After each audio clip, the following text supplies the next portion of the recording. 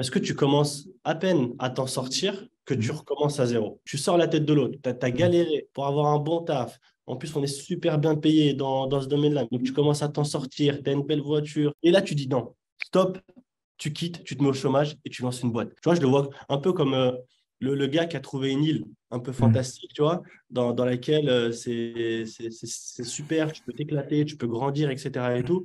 Et au lieu de rester dans cette île, je me dis, écoute, tu fais marche arrière, Mm. tu reviens et tu vas essayer de ramener un maximum de monde là-bas, tu vois.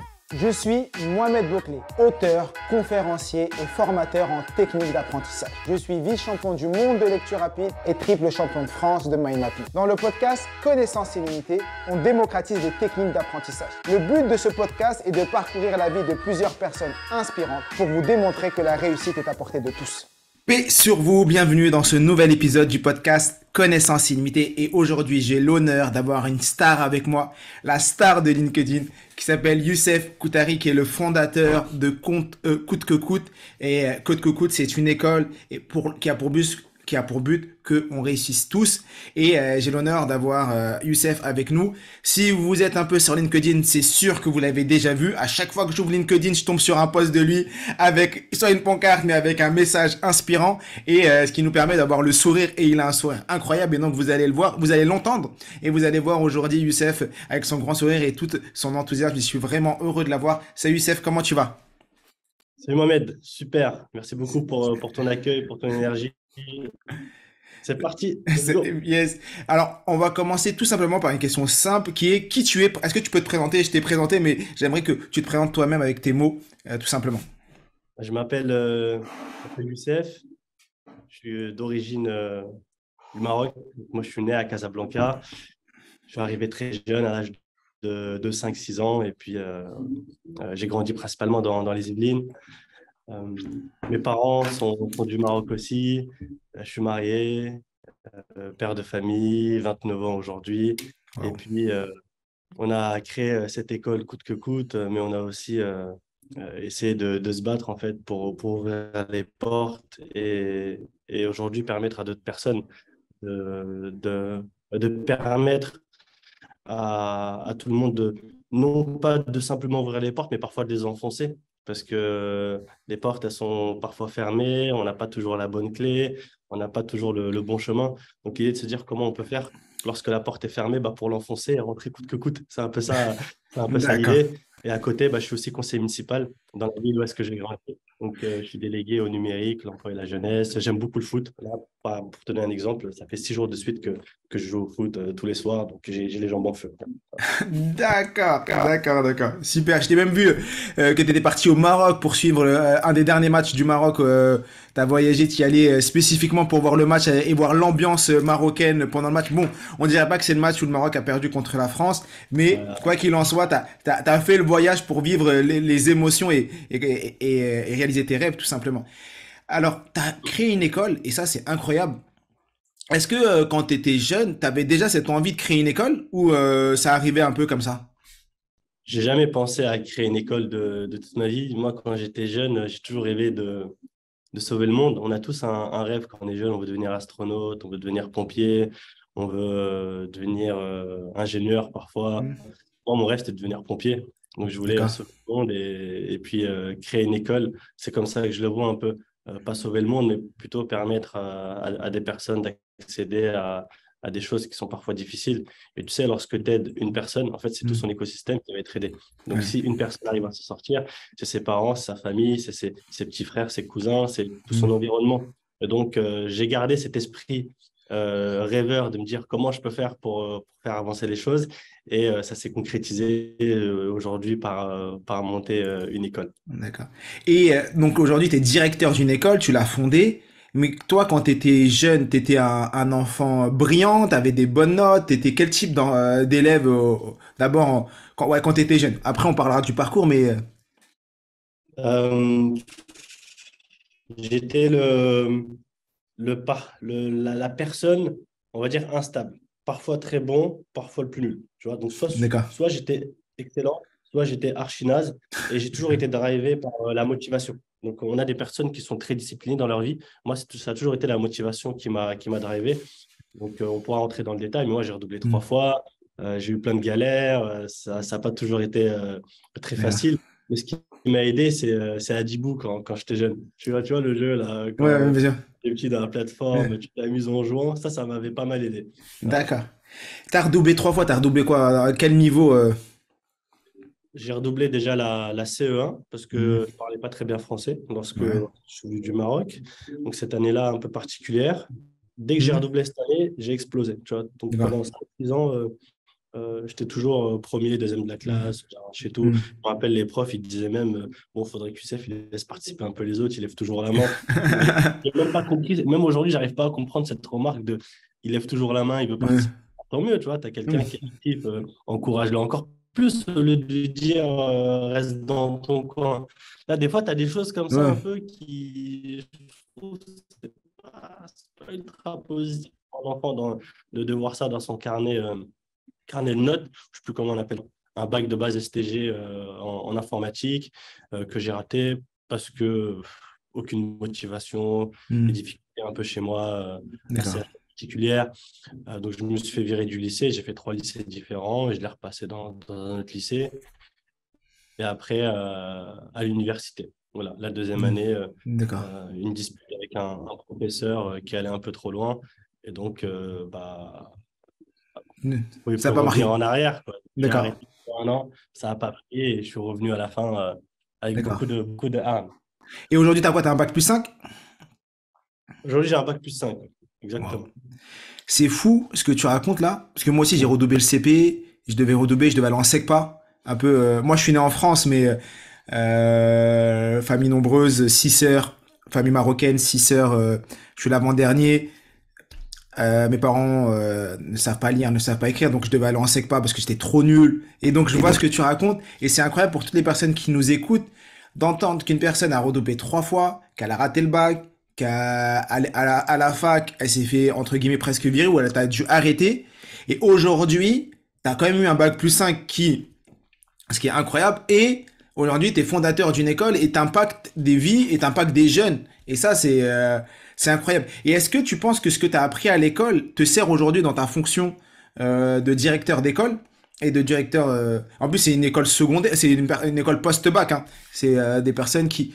On en reparlera un peu plus de l'école. Mais C'est c'est une bonne question. Je pense que déjà, on ne nous apprend pas à entreprendre Mhm. aujourd'hui. Il n'y a pas une école qui t'apprend à entreprendre. L'école, pour moi, ma vision, c'est pour former des personnes qui demain vont entrer dans des entreprises et pas pour Mhm. former forcément des entrepreneurs. Néanmoins, bah, tu as une certaine culture Mhm. que tu vas acquérir, qui va te permettre d'interagir avec les autres. Tu vas Mhm. créer ton réseau avec des personnes qui vont grandir aussi Mhm. dans leur coin et avec qui tu vas pouvoir te connecter, faire des choses. Et, mais je ne pourrais pas dire que c'est l'école qui m'a appris les choses aujourd'hui. On a la chance d'avoir un savoir qui est accessible grâce aux nouvelles technologies, Internet, Google, le chat Mhm. GPT aujourd'hui, là, Ouais, qui est en train d'exploser, mais pas que. Et donc, on a un savoir qui est accessible. Et moi, je pars du principe qu'à partir du moment que tu es motivé, que tu sais ce que tu as envie de faire, en fait, l'école, elle ne te sert plus à rien parce que tout est Mhm. accessible. Tu vois, tu peux tout Mhm. apprendre par toi-même. Ça, c'est un peu D'accord. ma, ma, ma philosophie. Donc oui, je ne vais pas cracher sur l'école et dire ça m'a servi Mhm. à rien, mais je ne vais pas te dire que c'est ce qui a transformé ma vie dans l'apprentissage. J'ai D'accord. beaucoup plus appris dans la pratique, dans les expériences professionnelles qu'à l'école, tu vois, D'accord. en mangeant des pierres, en te confrontant au Mhm. marché, en te confrontant à des obstacles, à des objections. Là, j'ai beaucoup appris. L'école, voilà, c'est un cadre un peu institutionnel. Mhm. Je le vois plutôt comme de la culture générale Mhm. que tu acquiers et qui t'aide à échanger avec les autres. On va dire ça comme ça. D'accord. Et donc, tu as eu ton bac plus 5, tu es rentré dans le monde du travail et après, tu as voulu créer ton école ou tu t'es dit, c'est bon, j'ai trop galéré à l'école et je veux sauver des jeunes et je veux leur montrer qu'on peut avoir une super bonne école et réussir et leur donner tout ce que j'ai pas eu moi quand j'étais à l'école. Écoute, déjà, moi, j'ai beaucoup bossé depuis que je suis petit. Tu vois. Depuis que j'ai 10 D'accord. ans, je bosse avec mon père. Je vais dans ses D'accord. chantiers, faire le D'accord. ménage dans les halls de bâtiments, dans les garages. Franchement, D'accord. j'ai tout nettoyé, j'ai ramassé des crottes de chiens dans la ville de Boulogne. J'ai tout D'accord. fait. J'ai bossé en restauration, j'ai bossé chez Decathlon, Wow. Adidas, Leroy Merlin, Carrefour Drive. J'ai, Wow. j'ai fait toutes les expériences que tu peux faire. Et ensuite, bah, je suis entré en alternance en master. C'est ce qui m'a D'accord. sauvé. C'est ce qui m'a D'accord. permis de pousser le bouchon. Je pense que l'alternance, c'est un bon modèle. Ça te Hmm. permet d'acquérir un diplôme, de l'expérience professionnelle que tu valorises à ta Après. sortie et de gagner de l'argent sans trop charbonner à côté. Sachant que D'accord. moi, je continue de bosser. Je faisais mon master, j'avais mon alternance. Le soir, j'allais nettoyer des bâtiments. Le week-end, je continue de bosser. Donc, c'était Ouais, charbonnage à mort. d'accord. Charbonnage à mort.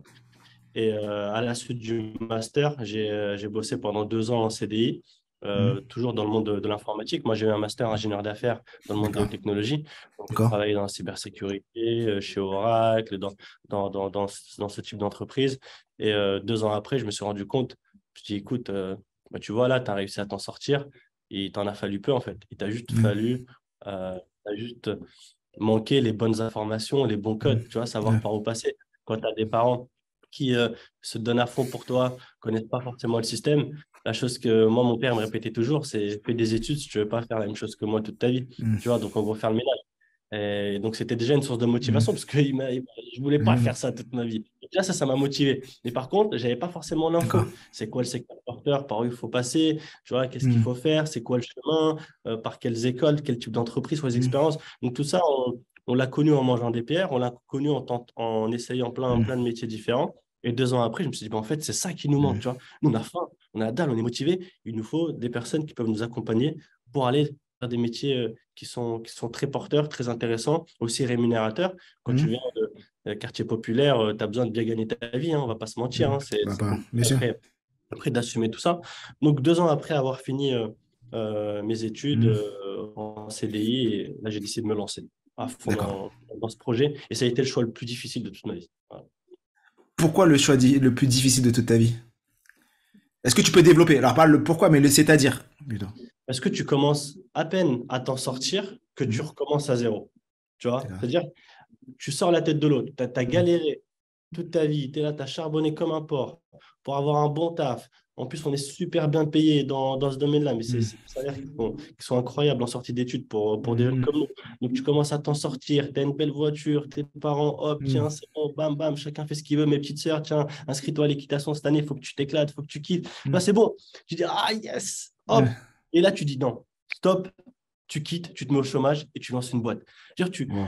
abandonnes un peu toutes les Ouais. galères qui t'ont permis d'arriver à un truc pour dire Mm. non. En fait, finalement, je vais recommencer et je vais Mm. reconstruire. Et moi, je le vois un peu comme un bateau, en fait, ce que je suis en train de faire. Tu vois, je le vois un peu comme le gars qui a trouvé une île un peu Mm. fantastique, tu vois, dans laquelle c'est super, tu peux t'éclater, tu peux grandir, etc. et tout. Et au lieu de rester dans cette île, je me dis, écoute, tu fais marche arrière, Mm. tu reviens et tu vas essayer de ramener un maximum de monde là-bas, tu vois. C'est un peu le truc. Je me dis, il faut ramener un maximum de monde dans cette job-là parce qu'on a tout ce qu'il faut pour. En vrai, t'as trouvé un trésor et tu t'es dit, au lieu de garder le trésor pour moi, je veux en faire profiter toutes les personnes qui auraient pu galérer comme moi. En fait, c'est incroyable parce que je me reconnais dans ce que tu es en train de dire, mais moi différemment, quand j'ai découvert les techniques d'apprentissage. Je les ai découverts, ça m'a sauvé. J'ai appris à pratiquer ça. Je travaillais, je finis à midi, j'avais fini mes journées tellement t'es productif, t'as les bons outils. Et là, tu te dis, mais pourquoi je garde ça pour moi? Pourquoi si moi j'ai galéré, c'est-à-dire qu'il y a des centaines et des milliers de personnes qui galèrent aussi. Donc Ouais. maintenant, je vais démocratiser ce savoir et je vais tout arrêter. Et comme toi, j'ai arrêté mon salaire d'ingénieur dans un grand groupe dans le domaine de l'énergie. Je travaillais chez EDF pour me mettre à mon compte et faire des formations de lecture rapide. Et au début, quand je commençais les formations de lecture rapide, les gens, ils me disaient, une lecture quoi? Je dis lecture rapide. Et genre, je me rappelle quand je me suis lancé dans ça, et là, ils avaient des sourires, mais des faux sourires. Tu sais, le sourire du non, mais ton truc, c'est n'importe quoi. Vas-y, dans 6 mois, dans 6 mois, il va revenir. Lecture rapide. Vas-y, les gens, ils disent même pas qu'est-ce que tu vas faire de la forme. Qu'est-ce que tu vas gagner de l'argent en vendant des formations pour apprendre à lire aux gens. Non, mais arrête de rêver. Et aujourd'hui, c'est les mêmes personnes qui reviennent te voir pour te dire, ah ouais, c'est bien ton truc. Comment c'est quoi déjà? Explique-moi comment ça fonctionne. Tu vois. Et c'est cool. Et donc, c'est pour ça que c'est inspirant ce que tu racontes parce que je me retrouve dans plein de choses que tu racontes. Et donc, t'es salarié, tu gagnes bien ta vie, tu te dis vas-y, je vais aider les gens et leur montrer le chemin par lequel je suis passé. Et il y a plein de moyens d'aider les gens. Pourquoi créer une école? Pourquoi c'est quoi le truc dans ta tête? Tu te dis ben moi, pour aider les gens, je vais créer une école et je vais l'appeler coûte que coûte. En fait, ça, on n'a pas attendu de créer l'école pour le faire. D'accord. Moi, il y a des personnes qui m'ont aidé, que j'ai croisées sur mon chemin, qui m'ont mentoré, qui m'ont permis d'arriver à m'arriver à là. Et puis, là, c'est une chaîne à la fin. Tu as des personnes qui sont au bout, tu en as qui te tirent, toi, tu tires d'autres personnes. Sauf que je voyais que l'impact, tu vois, il était encore trop petit. Tu vois, c'était trop du cas par cas. D'accord. C'était pas assez démocratisé. Je dis, comment tu peux faire pour ramener encore plus de monde, tu vois, à grande échelle. Ça, quand tu crées une école, c'est un autre monde. C'est pas une personne que tu mentors, tu vois. C'est tu montes des classes qui sont suivies avec des intervenants, tu mets tout ton réseau, toute ton énergie. Et donc, c'était plutôt continuer ce qu'on faisait déjà. Nous, on avait un cercle, on essayait d'amener déjà un maximum de monde. On s'est dit, bah, peut-être que monter une école, ça peut être, tu vois, ça peut créer un truc encore plus puissant que le faire en one-to-one, au cas par cas, ainsi de suite. D'accord. Comment on peut avoir un impact beaucoup plus grand. Et c'est quoi les profils des personnes qui sont dans ton école aujourd'hui? On a de tout. On a de tout. On a des personnes qui sont en reconversion professionnelle. Exemple, là, dans la classe, aujourd'hui, là, on est invité chez Microsoft. On a une fille qui a un master en droit de commerce international. On a Wow. quelqu'un qui a un master en marketing. On a quelqu'un qui n'a pas le bac. Un qui a un bac, mais qui a fait Sciences Po et qui a arrêté juste après. Quelqu'un qui était animateur dans tu vois, les trucs un peu pour les jeunes de Ouais. la etc. et tout. Ouais, SMJ, des choses comme ça. Civique. Enfin, tu vois, on est des profils qui ont des niveaux différents, des expériences différentes, qui ne viennent pas du même monde. Le plus jeune, il a 18 ans, le plus âgé, il en a 34. Tu vois, donc, le plus important pour nous, c'est la personnalité et c'est la dalle. Tu vois, D'accord. en fait, à force, Tu dois réussir coûte que coûte. C'est ça l'objectif. voilà, En plus, c'est exactement ça. Vous allez réussir. En plus, c'est ton slogan. Coûte que coûte, vous allez réussir. Donc, exactement. d'accord. T'as pas le choix. T'as pas le choix. T'as pas le choix. Et quand tu montes dans le bateau, tu n'as besoin de personne. Genre, moi, c'est un peu ma philosophie. Généralement, dans les écoles, tu viens pas, on donnait, vas-y, on dit on s'en bat. Nous, Ouais. aujourd'hui, on se dit, tu montes dans le bateau, Mm. on t'accompagne pas, tu vois. Tu fais partie de Mm. l'équipage, tu vas jusqu'au bout. À la fin, D'accord. celui qui souffre, tout le monde l'aide, tu vois. Quand D'accord. quelqu'un est en galère, qui est en difficulté, quelqu'un qui vomit parce qu'on a un programme très intensif, c'est pas grave. Hop, on est tous derrière, on se soutient, etc. Donc moi, c'est comme ça que je vois le truc. Et aujourd'hui, parce que j'ai regardé un peu ce que vous faisiez, mais pour les personnes qui nous écoutent, parce que tu me dis que tu as des personnes qui ont entre 18 et 34 ans, tu prépares à quel diplôme aujourd'hui?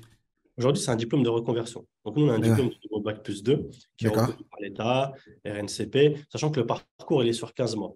En fait, D'accord. on boxe, je vais dire ça volontairement comme ça, on boxe les personnes pendant 3 mois intensifs, on leur donne tout le savoir-faire, le savoir-être nécessaire pour travailler dans ce monde-là, le monde du business développement, de l'ingénierie d'affaires, dans les hautes technologies. Donc, c'est 3 mois intensifs. Et ensuite, ils rentrent en alternance pendant 1 an. Sachant que, avant même de commencer le programme, nous, on leur présente déjà des entreprises pour qu'ils puissent tous avoir leur entreprise avant de commencer. Ça, D'accord. c'est le modèle. Et ensuite, le diplôme, bah, c'est un diplôme de niveau Bac+2 parce que tu D'accord. as des personnes qui sont en conversion. Donc, quelqu'un qui a un master, il a déjà son master. Par contre, quelqu'un qui a un bac ou qui a juste ou qui a pas de bac, ne peut pas avoir un master directement. Donc, Ouais, c'est bien plutôt sûr. un diplôme voilà, de reconversion D'accord. professionnelle. Et toi, en plus, avec ton réseau, tu leur permets de trouver des entreprises plus facilement grâce à tout le réseau que tu as développé. Exactement. Là, exemple, la prochaine promotion elle commence le 13 mars. Bah, ça fait 1 mois et demi maintenant que tous les mercredis, on organise des job dating où on a 5, 6 entreprises partenaires qui viennent rencontrer les candidats pour les Wow. recruter. Ce qui est incroyable dans ton école, là, ce que tu me racontes, c'est un peu comme tu sais, dans les réseaux de mastermind, de réseaux d'entrepreneurs ou de thématiques où les gens vont arriver et tu as des promos qui se créent. Des gens et ils sont là ensemble avec le même état d'esprit, ils vont avancer. Et donc là, ce que tu es en train de me dire, en dehors d'une école où tu as des gens qui viennent, les gens, il y a toujours des affinités, deux, trois personnes qui s'apprécient, deux, trois personnes qui s'apprécient par là. Là, vous, non, c'est un groupe de 25 et les 25 vont au bout, où au début c'était 8, après 13, maintenant 25. Les 25, c'est une famille, on va au bout et dans 6 ans, 10 ans, ils auront toujours les numéros et ce sera la promo et quand ils seront plus tard, tu crées une sorte de cohésion pour que tu as un réseau et quand eux seront en place, ils pourront placer d'autres Bien sûr. personnes de l'école et tout. Ça, c'est Ah, super bien. tu sais, par exemple, là, aujourd'hui, la classe, elle se remplit avec le bouche à oreille. Tu vois, c'est D'accord. la première promotion qui a eu un Mm. très beau succès, qui attire la deuxième, Mm. qui attire la troisième.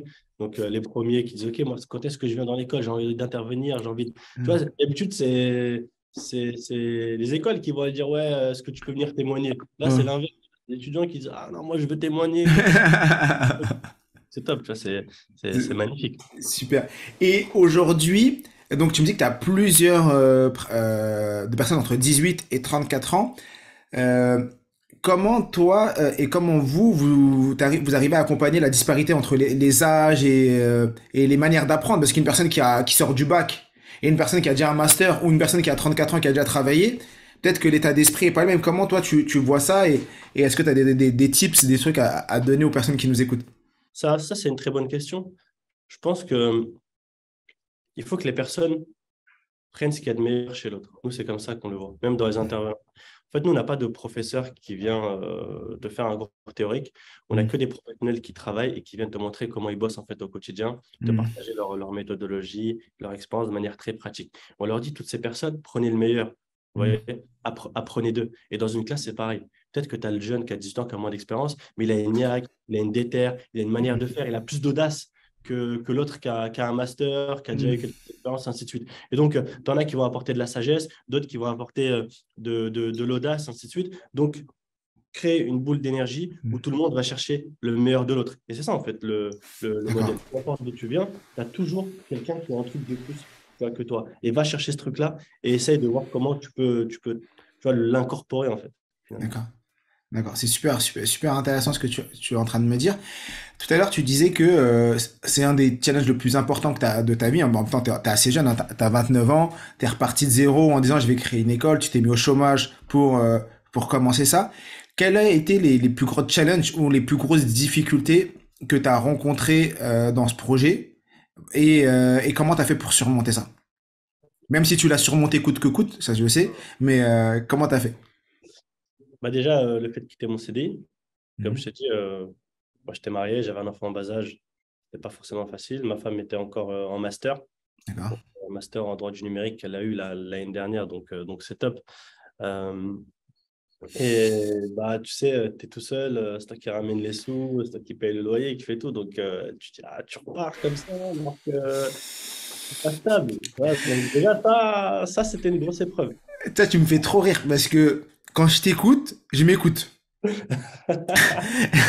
Et c'est incroyable. En vrai, je t'écoute et je vois ton sourire et je suis en train de m'écouter. En vrai, je suis en train de voir mes parents me dire, mais t'es fou, mais t'es fou. Travaille chez EDF. Tu vas tout arrêter parce que ma femme a été, on venait d'avoir mon deuxième enfant. Ma femme était photographe à la maison. Elle est auto-entrepreneuse. Donc, ses revenus étaient très bas, très bas parce que et donc, c'est comme toi, on va dire. Et je dis à mes parents, je vais tout arrêter. Mon père, il me dit, mais t'es fou. Il me dit, mais non, jamais t'arrêtes EDF. T'es EDF, jamais t'as. Je dis, mais si, je vais arrêter. Il me dit, mais juste l'électricité. Lui, dans sa tête, c'était, mais juste l'électricité, tu payes pas l'électricité, tu vas. Et voilà. Et maintenant, c'est mon père qui est super fier de moi et qui me dit, c'est incroyable, bravo, continue. Parce que, voilà, t'as des rêves. Mais moi, je te laisse parler. Je continue. Donc, Ah, t'as le c'est vrai, c'est vrai. première épreuve c'est le fait d'arrêter. Et après, une fois que tu as la pression sociale, la perte de perdre ce que tu as créé, le fait de te dire bah, je dois payer un loyer, Déjà, payer. déjà, premièrement, tu te rends compte que tu n'as rien à perdre. Ouais. C'est-à-dire que quand tu réfléchis bien, tu dis, tu as construit un bagage, Mm. tu as mis plein de choses dedans, et ce bagage, il te suit. C'est ça l'avantage un peu aussi de faire des études, d'avoir des expériences. Tu dis, voilà, Mm. c'est bon. En fait, à la fin, je me dis, mais j'ai quoi à perdre? Demain, hop, je me cartouche, il se passe un Mm. truc de fou. Là, je reviens dans mon domaine, je Mm. reprends mon Mm. salaire. Tu vois, donc, déjà, ça te permet d'être un peu plus apaisé dans l'entrepreneuriat. Mm. Que, tu vois, par exemple, Tu mon père, relativises. voilà, mon père, quand je lui ai dit, vas-y, je vais entreprendre, il me dit, mais c'est les gens qui n'ont plus rien à perdre qui entreprennent. Genre. C'est Voilà. ça. Je dis non, au contraire, je dis nous, on va entreprendre de manière beaucoup plus apaisée. Ouais. Parce Ouais. qu'on a un bagage qui nous suit et qui nous Mm. permet bah, une espèce de trousse de secours. D'accord. Moi, je suis pas trop pour les citations qui te disent ouais, l'entrepreneuriat, c'est sauter de haut d'une falaise et construire l'avion durant sa chute. Moi, je pense que l'entrepreneuriat, ça se prépare, Ouais, bien c'est sûr. important, c'est un projet impactant dans sa vie, c'est Mm. beaucoup de sacrifices. Et donc, tu sautes pas du haut d'une falaise et Bien sûr. du haut d'une falaise, tu te craches, tu t'exploses le crâne et D'accord. c'est fini pour toi, tu vois. Donc, moi, je le voyais plutôt comme ça, l'entrepreneuriat. J'ai déjà commencé à préparer un peu mon réseau. C'est pour Mm. ça que là, aujourd'hui, j'ai 300 000 personnes qui me suivent sur LinkedIn. Mais moi, ça fait un petit moment maintenant, ça fait Mm. 5-6 ans que je suis. Donc, je commençais déjà à préparer mon réseau parce que je Mm. savais Mm. que j'allais entreprendre. Et après, les difficultés, bah, tu vois, il y en a encore aujourd'hui. En fait, il y en a tout le temps. Les difficultés, elles sont toujours présentes.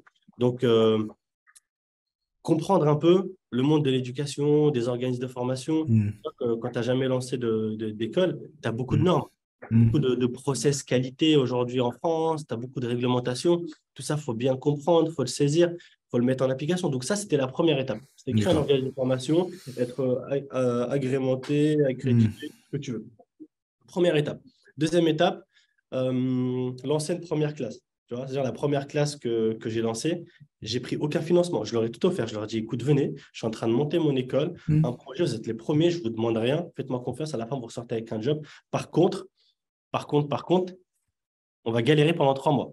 C'est-à-dire pendant 3 mois, je n'avais pas de salle, je me débrouillais tous les jours à minuit, 1 heure pour trouver une salle le lendemain. L'après-midi, on faisait des aventures parce que je n'avais pas assez d'argent pour payer des locaux parfois. Donc, on se baladait, on faisait beaucoup de choses. Tu vois, c'était une Waouh. aventure. Pendant 3 mois, j'avais rien, je me disais, c'est pas grave, fais-le quand même, tu vois. Tu tentes. À un moment donné, Trouver les intervenants aussi qui veulent venir et qui disent ben, je vais être payé. Non, c'est du bénévolat au début parce qu'il n'y a rien et tout. exactement. Je me suis débrouillé, tu vois. Je dis, D'accord. je me suis débrouillé, je vais le faire. Et je suis super content. Ça a été une des meilleures expériences professionnelles de toute ma vie parce que je me suis rendu compte que très souvent, on se met beaucoup de, tu vois, de barrières Bien. limitantes alors que finalement, il suffit juste de foncer, d'essayer. Mm. Qu'est-ce que tu as à perdre, tu vois, à la fin? Pas Bien. grand-chose. Donc, aventure pendant 3 mois, ça a super bien marché. Et quand j'ai vu que j'avais réussi à le faire avec les premiers, je me suis dit, bah, c'est bon, maintenant, tu peux foncer.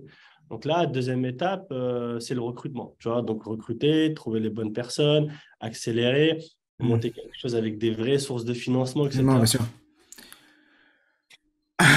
Je vois ta tête. Les gens qui regarderont ça sur le YouTube, ils verront la tête que tu fais. Et ceux qui écoutent, ils ont entendu le silence qui voulait dire oula, les financements, Ouais, les OPCO qui doivent payer, mais qui payent avec je sais pas combien de temps de retard parce que. ouais, mais en plus, moi, je suis pas un profil admin, gestion, tu vois. Moi, je suis un profil, vas-y, je bouge, rendez-vous, Ouais. meeting, business, faut qu'on avance, faut qu'on close, tu vois, je Mm. suis dynamique. Viens, on met un sac à dos, on y va, tu vois. Je suis Ouais. pas le profil, vas-y, Ok. Et donc, rapide. tu t'es fait accompagner, tu as cherché, et tu as Ah oui, bah recruté oui. une personne qui était très dans l'administratif pour gérer tous les dossiers et tout. Exactement, exactement. Là, ça fait un peu plus d'1 an. Là, j'ai 4 personnes à temps plein et 7 personnes en alternance, sont en train de se structurer petit à petit. Donc là, on est un peu plus d'une dizaine de personnes et on essaie de pousser les choses. Pousser les choses, on enfonce D'accord. les portes. Tu vois, c'est ça. On enfonce Ouais, les enfin, portes. c'est pas. D'accord. Et si t'avais un truc à retenir de cette expérience en fait, de ces 2 ans, cette année et demie, ou ces 2 ans là, t'as commencé il y a combien de temps? Il y a 2 ans, c'est ça? Ton école? Un peu moins d'1 an et demi, 1 an et demi à peu près, on va dire ça comme ça. 1 an et demi. Et t'es déjà à l'ouverture de la troisième promo au mois de mars. Waouh, Ouais. c'est incroyable. Et donc, en 1 an et demi, c'est quoi la plus grosse galère et le plus gros enseignement que t'as eu? La plus grosse galère. Parce que les gens aiment bien ça, aiment bien les galères. Je sais pas pourquoi, mais ils aiment bien dire waouh les galères qu'il a eues. Et Ok. Je vais répondre à la question. Je ne sais pas si la réponse sera satisfaisante, mais je vais y répondre. il n'y a pas de bonne ou de mauvaise J'ai un réponse. état d'esprit. Mm. Moi, je me dis, on le sait très bien, c'est un mal peut être un bien pour toi et Ouais, un bien ouais, pour toi bien peut sûr, être un mal pour toi. Tu vois. C'est-à-dire exactement. que moi, en fait, peu importe ce qui m'arrive Mm. dans la vie, je vois toujours les choses d'un regard positif. Wow, En fait, j'ai jamais eu l'impression que j'étais malheureux. Tu vois, j'ai d'accord, toujours eu l'impression que tout allait bien dans ma vie. Tu vois. J'ai toujours été d'accord. satisfait de ce que Mm. j'avais, etc. Et tout. Donc, et je ne peux pas dire que j'ai eu des grosses galères qui D'accord, m'ont empêché de dormir. Par contre, ce que je peux dire, c'est que parfois, tu as des moments où tu te sens isolé, où c'est d'accord. difficile. Tu as mille choses à gérer, tu ne sais pas quoi prioriser. Tu vois, limite, tu sais, tu craques, tu vois, c'est chaud. Mm. Et tu arrives à un stade où tu te dis, vas-y, je ne sais pas comment je vais faire, je ne sais pas Mm. par où je vais passer, ça me saoule en plus, c'est trop dur à faire. Tu vois, donc tu as D'accord. des phases comme ça. Ce n'est pas des galères en fait, c'est plutôt de l'accumulation Mm. de choses à surmonter. Parce que quand tu crées une école, tu dois gérer Ok. la compta, la finance, le juridique, le marketing, la communication, le placement, les entreprises, le financement, les dossiers, Et les élèves? et tu vois, t'as mille choses à gérer. Bien sûr, Donc, à un moment donné, tout ça s'accumule d'accord, et tu vois, ça peut te fatiguer, tu vois, bien sûr, psychologiquement. Mais j'ai pas eu l'impression d'avoir connu des grosses d'accord. galères. Donc, moi, la seule chose que je peux dire, c'est que quand j'arrive à ce stade-là, c'est un Mm. stade qui vient, tu vois, qui vient peut-être souvent, tu Mm. vois, en fait. C'est D'accord. une courbe. Tu vois, c'est une courbe où, à un Mm. moment donné, bam, il y a un truc qui explose, Mm. il y a beaucoup de travail pour arriver à une deuxième étape, donc hop, tu Mm. réexploses et ainsi de suite. Moi, je me déconnecte. Je me D'accord, déconnecte et je reviens à l'essentiel. Tu vois, d'accord, c'est-à-dire, écoute, là, c'est chaud, tu as accumulé. Chut, prends deux d'accord, jours, pose-toi, d'accord. tranquille, avec mon fils, on réfléchit, Mm. on passe à autre chose. Tu vois, Mm. on repense à pourquoi on fait ce qu'on est en train de faire Ouais. aujourd'hui. Tu vois, et bam, tu Tu reviens. redémarres en pleine force. C'est toujours comme ça. Tu vois, je D'accord. reprends 2 jours et d'ailleurs, là, ce week-end, je vais prendre 2 jours. Tu vois, parce que D'accord. en ce moment, j'ai trop accumulé. Tu vois. Donc là, ce week-end, je prends 2 jours et je sais que lundi, je me connais par cœur. Je vais revenir avec une pêche de ouf. D'accord. En vrai, ce que tu fais dans l'analyse, c'est que je pense que tu es quelqu'un d'interpersonnel. Donc, tu es très dans le contact, dans la relation. Et quand tu donnes beaucoup, tu as besoin d'avoir des moments d'introspection, des moments de retour à l'essentiel. Et ces moments-là, souvent, les gens ne prennent pas conscience de ça. Et toi, tu as pris conscience de ça. Et ça, c'est très bien. C'est-à-dire que quand tu en as besoin, tu les prends. Et il y en a qui le prennent tous les jours un peu, 1 heure. Il y en a qui le prennent comme toi, tu fais. Et souvent, les personnes qui ne prennent pas ces moments-là, c'est eux qui vont arriver après quasi en burn-out ou autre parce que ils ont pas ces moments d'introspection. Et donc, effectivement, quand tu as des proches, quand tu as un enfant, tout ça, et tu te reviens à l'essentiel, c'est super puissant. Ça On... s'anticipe, hein. Ça se voit, hein, tu vois. Sur moi, je le vois venir. Ce truc-là, je le vois venir, je l'anticipe et je sais qu'à tel moment, il faut que je fasse une petite Une pause, que pause. je déconnecte pour revenir en force, tu vois. Bah, en Et plus, qu'on pas avait attendre que ça arrive, tu vois. Après, t'exploses, tu vois, si t'as exactement. d'autres trucs qui viennent sur toi. Quand on a programmé le podcast, tu m'avais déjà dit, bon, on le bloque, mais peut-être que je serai en phase repos, donc on verra. Tu vois. Ouais, Et donc, exact, exact. tu avais déjà anticipé. J'ai encore quelques questions. On arrive bientôt vers la fin. Comment tu fais aujourd'hui pour encore apprendre? Parce que je pense que tu dois apprendre tout le temps aujourd'hui. Est-ce que toi, tu as une routine en tant que... En plus, peut-être que tes élèves vont t'écouter aujourd'hui. Ils vont écouter ce podcast. Peut-être qu'ils vont découvrir des choses qu'ils savent même pas de ton histoire. Comment t'apprends aujourd'hui? Est-ce que t'apprends encore? Ou est-ce que t'as mis une routine en place ou pas? Il y a plusieurs choses. Premièrement, moi, je suis quelqu'un qui écoute beaucoup et qui parle peu, par nature. J'estime qu'on apprend beaucoup plus en écoutant qu'en Mhm. parlant, tu vois. Donc ça, c'est un peu mon modèle. Il n'y a pas de télévision chez moi. Donc, Mhm. moi, par exemple, quand on est à table, ben, on discute avec ma femme. Et je lui Mhm. pose beaucoup de questions. Elle me dit, ah, c'est toujours moi qui parle. Je dis, ouais, mais moi, j'apprends beaucoup de choses quand tu Mhm. parles, tu vois. Tu vois ce D'accord. que je veux dire. Donc, moi, j'écoute beaucoup. Donc, beaucoup d'interactions D'accord. et d'échanges et d'écoute. Tu vois, très D'accord. souvent, il aime bien parler pour conforter son ego, mettre en avant Mhm. ce qu'on fait. Moi, ça m'apporte rien, en fait. Tu vois, ça D'accord. m'apporte rien. Là, tu me poses des questions. Si on se croisait que tu ne me posais pas de questions, tu verrais, je ne parlerais même pas. Tu vois. D'accord. Donc, déjà, beaucoup, beaucoup, beaucoup d'écoute et éliminer tu vois, tout ce qui est néfaste. Les réseaux Mhm. sociaux, pour moi, c'est ultra néfaste si tu es juste un simple consommateur et que tu D'accord. consommes des trucs inutiles. Tu peux consommer des bonnes choses sur les réseaux sociaux. Tu vois. Mhm. Moi, je suis plutôt quelqu'un qui est actif sur les réseaux sociaux. C'est-à-dire, quand j'y vais, je suis toujours en mode veille. Hop, Mhm. qu'est-ce qui est bien, qu'est-ce qui est truc, Mhm. comment je peux l'utiliser derrière, ainsi de suite. Donc, j'ai une routine que j'essaye d'optimiser et qui est venue assez naturellement. D'accord. Troisième chose, j'aime bien lire. Tu vois, je lis pas Ah, tous les jours, mais toutes les semaines. Tu vois, donc des livres très différents. Donc en ce moment, je lis Harry Potter, par d'accord. exemple. Donc ça, c'est mon moment Mhm. de déconnexion. Bah, je vais lire Harry Mhm. Potter. Ça me permet de toujours être Mhm. présent, de créer mon Mhm. univers, de réapprendre, tu vois, parce que c'est très Mhm. enrichissant la lecture. Et je lis un autre livre qui est Bâtir une équipe de Gérald Carpentier, qui est, D'accord. l'ancien PDG de SAP. Et ça, c'est D'accord. plutôt un livre autour du leadership, du management. Et ça me permet, moi, d'apprendre sur comment potentiellement manager et suivre mes équipes. Là, donc, D'accord. j'aime bien la lecture, le Ok. sport. Là, Ok. je suis un gros sportif, surtout le football. Et moi, Mhm. chaque match de foot, c'est un apprentissage, tu vois. Et je Ouais. suis un gros compétiteur. Je déteste perdre. Je l'arrache quand je perds, mais j'essaie toujours de m'améliorer, tu D'accord. vois, au quotidien. Donc, tout ce que tu fais, pour moi, ça fait partie d'un cycle d'apprentissage. D'apprentissage. Ok. C'est bien la lecture. Bah, tu vas bientôt recevoir mon livre. Bon, il faudrait que tu me redonnes ton adresse, mais que j'attends toujours. Message subliminal en plein milieu du podcast. Non, mais bah, comme ça sera l'occasion de lire mon livre Connaissance illimitée. Je pense que tu apprendras plein de choses sur l'état d'esprit, la concentration, la mémorisation et plein de choses On a besoin qui en te plus. serviront. On a Comment? besoin. Moi, la lecture, je me rappelle, au démarrage, je galérais parce que je perdais la concentration tout le temps. Tu Bien vois, sûr. et je passais mon temps à relire les phrases précédentes. Et c'est Je, ça. dès 10 fois, 10, 15 fois. Tu vois, Mm. c'est-à-dire, je relis et je dis, mais attends, mais j'ai lu quoi là? Je ne sais Ouais. pas ce que j'ai lu. J'ai arrêté de faire ça. Je dis, Mm. calme-toi, maintenant, tu enchaînes le livre. Tu vois. C'est exactement ça. Je dis, enchaîne le livre, enchaîne-le. Et en fait, tu te rends compte que inconsciemment, ton cerveau, il se rappelle. Tu vois, il se rappelle Exactement. des choses, tu suis le fil. Donc, j'ai arrêté de revenir dans les trucs parce que je me dis, non, mon cerveau, il a enregistré le truc. Je ne suis peut-être pas en capacité de le restituer tout de suite. Mais par contre, continue, tu vois, enchaîne le livre. À la fin, c'est comme ça que j'ai réussi à améliorer ma lecture. C'est exactement un des enseignements que je donne dans le livre. C'est bon, t'es prêt à rejoindre les illimités alors. T'es prêt à rejoindre. Pour les prochains championnats, on va te mettre dans l'équipe. Pour les prochains championnats du monde. Comme t'es un compétiteur en plus, ce sera l'occasion d'avoir un champion. Et ma femme, elle me rend ouf. Des fois, on essaie de lire ensemble. Tu sais, moi, je suis en train de lire et tu sais, elle a déjà fini les pages. Je dis, c'est bon, Youssef. Je dis, non, je suis à la moitié là. Je sais pas comment on fait pour lire rapidement comme ça, mais c'est un truc d'ouf. Incroyable. Petite question, parce que je pense qu'il y a plein de gens qui vont nous écouter et qui t'ont connu, qui te connaissent sur LinkedIn et qui savent ce que tu fais. C'est quoi ta routine sur LinkedIn? Tu postes plusieurs fois par jour? Est-ce que tu as une routine particulière ou pas? Juste. Regarde, on me dit souvent, tu passes combien de temps sur LinkedIn? Ça doit être monstrueux. Tu publies des fois 3, 4, 5 fois par jour, etc. et tout. La réponse, c'est est-ce que toi, tu passes du temps sur les réseaux sociaux? Il me dit oui. Je dis, tu passes combien de temps? Il me dit, bah, je regarde plusieurs fois par jour. Je dis, bah, c'est exactement la même chose. Sauf que moi, je suis actif et toi, tu consommes. Tu vois, c'est exactement pareil. Donc, en fait, j'ai une routine de quelqu'un d'actif et pas quelqu'un qui consomme. C'est juste ça la différence. Je passe pas plus de temps que les autres.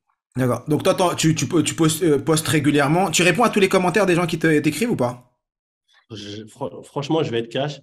J'arrive plus à y répondre. Sur 2022, j'ai fait 310 millions de vues. Tu vois, donc ça a 220 000 abonnés sur LinkedIn, c'est un réseau, c'est plus compliqué que les autres de prendre des abonnés. Donc, ça a complètement explosé. Donc, c'est difficile.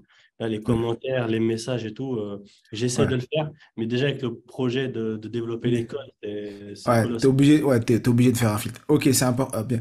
On arrive sur mes deux dernières questions. Comme ça, je sais que la première question, c'est imaginons que, et ça, c'est une question que j'adore poser aux personnes que j'invite, parce qu'on a plein de réponses différentes et ça met un peu un travail d'introspection. Imagine que c'est ton dernier jour, que tu as tes proches autour de toi, ta famille proche, et que tu dois leur laisser un héritage. Cet héritage, c'est une phrase, une citation, un état d'esprit, un truc que tu as envie de leur laisser et pour que les gens se rappellent de toi grâce à ce que tu leur as donné. Ce serait quoi, quel message tu pourrais leur donner, quelle phrase, quel enseignement tu leur donnerais?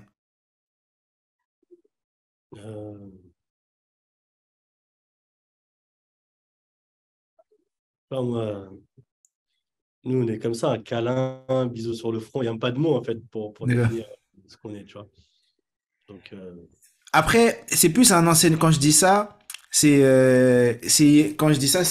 un enseignement. Exemple, il y a des personnes qui m'ont dit crois en tes rêves et avance. Enfin, n'importe quoi. Fonction de toi, une phrase pour que les gens se disent ah ouais, Youssef, il m'avait dit ça et je vais mettre en application parce que ça va me servir. Ok.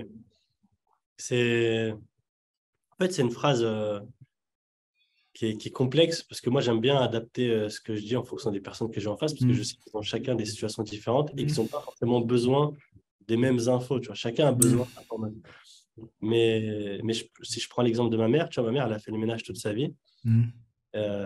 Aujourd'hui, elle donne des cours, etc., dans l'association et tout, d'arabe. Et je lui dis, maman, pourquoi tu n'entreprends pas, tu vois? Elle me dit, ah ouais, j'ai pas de diplôme, j'ai pas de truc. Je dis, si tu peux, en fait. Tu vois? En fait, tu as fait ce qu'il y a de plus difficile dans une vie, qui est de prendre des enfants, les éduquer, les faire grandir, leur donner tout ce qu'ils sont aujourd'hui. Donc, tu as déjà fait le plus gros. Et ça, c'est plus qu'un entrepreneuriat, tu vois. C'est plus que gérer la plus grosse entreprise du monde. Donc, tu as tous les skills pour entreprendre d'un point de vue organisationnel, d'un point de vue humain, management, leadership, tout ce que tu veux, tu vois. Donc, c'est vas-y, fonce, tu vois. Vas-y, fais confiance, tu vois, et va au bout de ce que tu as envie de faire. Quoi qu'il arrive, ça sera un bien pour toi à la fin, tu vois. D'accord. Donc, fonce et crois en tes rêves et avance. Ah ouais, il n'y a pas de... Il y a pas de secret. Tu vois, genre, pour moi, cette vie, elle est expérimentale. Tu as une mission de vie, tu tentes des choses. On a la chance aujourd'hui d'être dans un modèle où on est quand même assez sécurisé. Tu vois. On ne peut pas rencontrer des difficultés qui vont nous passer jusqu'à la mort. Mais on a tout ce qu'il faut autour de nous pour rêver et se laisser aller. Tu vois. Donc, moi, j'ai toujours suivi mon instinct. Je te l'ai dit tout à l'heure, mais des personnes qui sont drivées par une discipline, moi, j'ai toujours été drivé par la motivation et par faire ce que j'avais envie de faire. j'ai jamais accepté l'injustice. Un manager qui me manquait de respect, même si c'est l'entreprise que j'ai le plus galéré à avoir, bah, je me barrais en fait. J'accepte pas qu'il y ait un manque de respect. Tu vois, je suis arrivé par ce que j'ai envie de faire. Et donc, je pense que si tout le monde fait des choses sur lesquelles ils prennent beaucoup de plaisir et qu'ils aiment faire, bah forcément, ils sont excellents. Tu es toujours excellent dans quelque chose que tu aimes faire. Moi, c'est un peu Idrissa Berkane. Tu dis toujours que tu vois, il faut concentrer de l'attention. Tu vois, plus tu mets de l'attention et du temps, plus en fait, tu es excellent dans ce que tu fais. Et quand tu combines ça avec quelque chose que tu aimes, bah, tu n'as plus de limite parce que tu mets du temps, tu mets de l'attention à l'infini parce que tu aimes cette chose-là. Donc forcément, tu excelles. Waouh, bravo. Merci, merci pour cet enseignement qui est très puissant et j'en suis sûr que les personnes qui nous écoutent vont mettre de l'attention, du temps et de l'amour et donc ça va leur permettre de réussir leurs objectifs et atteindre tout ce qu'ils veulent. La dernière question, alors elle est un peu moins philosophique, c'est très simple. C'est pour toi, si j'avais une personne à inviter dans ce podcast, si tu as une personne à me conseiller, une personne que tu voudrais que j'invite ou que tu pourrais me mettre en relation, ce serait qui? Et pour qu'on puisse faire grandir ce podcast.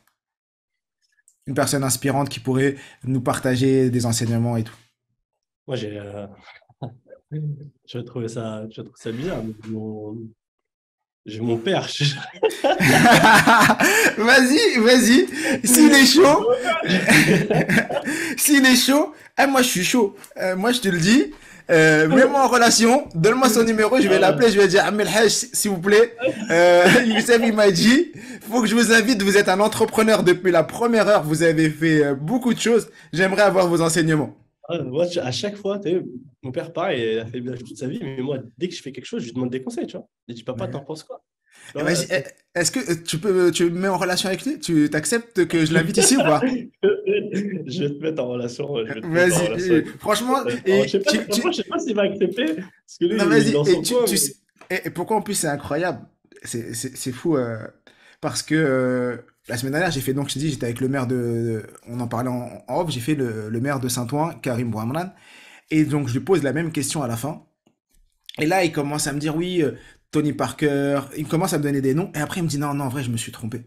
Il me dit, pour moi, les gens qu'il faut inviter, c'est nos papas, nos mamans. Parce que c'est elles qui sont impactantes. Et donc, il m'a dit, ouais, il faut inviter nos papas et nos mamans. Et là, tu me reparles, et rebolote, tu me reparles de ton père. Et je me dis, là, il y a quelque chose. Et comme en plus, ton père est complètement dans la ligne éditoriale du podcast, c'est l'occasion de l'avoir. Donc voilà. Je vais faire l'interview de mes parents bientôt, tu vas voir. Voilà, non, déjà. Peut-être que j'aurai ton père avant toi, hein, je sais pas. Qui aura monsieur Koutari en premier? Son fils? Vu que moi je suis son fils, il va se la raconter avec moi de toute façon. Donc c'est toi tu vas l'avoir plus facilement que moi, je te le dis. Ok, on en parle off. Merci beaucoup, Youssef, pour ces moments. Alors, merci beaucoup pour ce moment, d'avoir pris du temps pour nous et pour les auditeurs du podcast Connaissance Illimitée. Si l'épisode vous a plu, je vous invite à laisser 5 étoiles, à partager cet épisode à un maximum de gens. Mettez-nous en commentaire ce que vous avez retenu, si c'est des choses que vous avez retenues. S'il y a des personnes que vous voulez qu'on invite, mettez-nous ça en commentaire, comme ça on va faire vivre un maximum ce podcast. Est-ce que Youssef, tu as un dernier mot, une dernière chose à partager à toutes les personnes ici? Écoute, suivez à mort le podcast de Mohamed. Moi, j'ai grave kiffé. J'ai du mal à prendre du temps à chaque fois pour des interviews, des podcasts. Là, je l'ai pris parce que j'aime beaucoup déjà ce que tu fais en fait de base. Même si on ne s'était jamais parlé, je voyais ce que tu fais. Je dis, ah ouais, lui, c'est vraiment génial. Et franchement, c'était un grand plaisir de passer avec toi. C'est très enrichissant. Et même moi, ça me permet tu vois, en dehors de partager, de réimaginer certaines choses. Donc, tout ce que je peux vous dire, c'est suivez à mort le podcast. Merci. Bien. Super. Merci beaucoup, Youssef. Et à très, très vite. Prenez soin de vous. Et comme je dis toujours, tu es, nous sommes tous des illimités.